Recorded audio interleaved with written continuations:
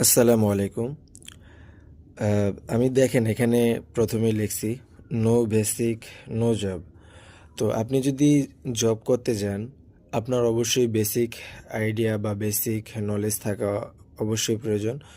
আপনি যদি জব নাও করেন, এই বেসিক আইডিয়াগুলা কিন্তু আপনার অবশ্যই জানা উচিত।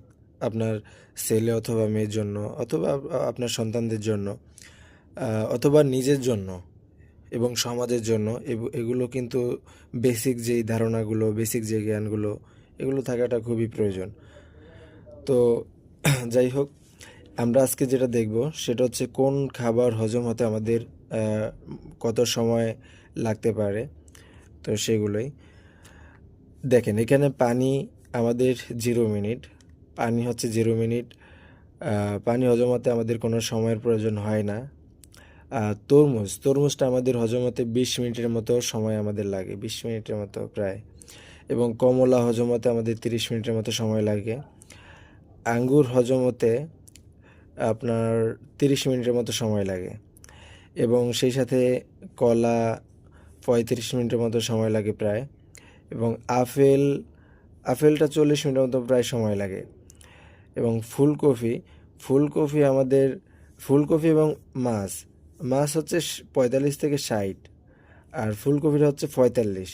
তো ফুলকপি 45 মিনিট সময় লাগে এবং মাছ আমাদের হজম হতে সময় লাগে 45 থেকে 60 মিনিট সময়। এবং গাজর 50 মিনিট সময় লাগে হজম হতে।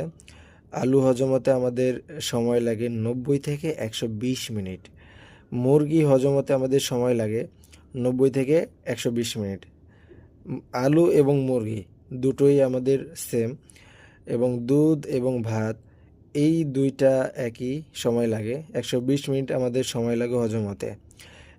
এবং বাদাম, বাদাম এখানে লেখাটা একটু ভুল হয়েছিল, পরে আমি কাটছি। বাদাম, ভেড়া, কাঁকড়া, রয়টা আর কি।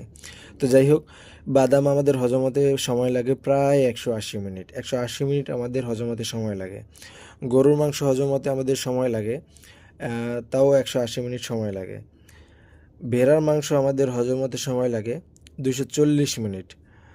আর কাঁকড়া হজম হতে সময় লাগে আমাদের 360 মিনিট।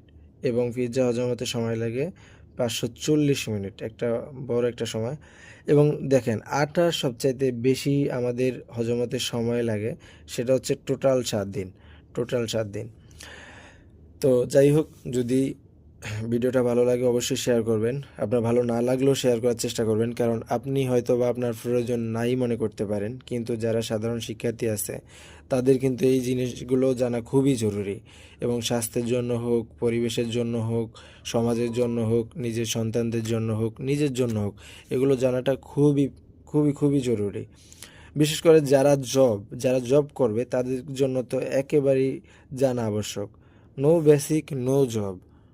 ঠিক আছে, তো ভিডিওটি ভালো লাগলে লাইক, কমেন্ট, শেয়ার করবেন।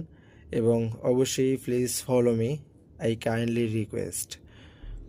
ধন্যবাদ।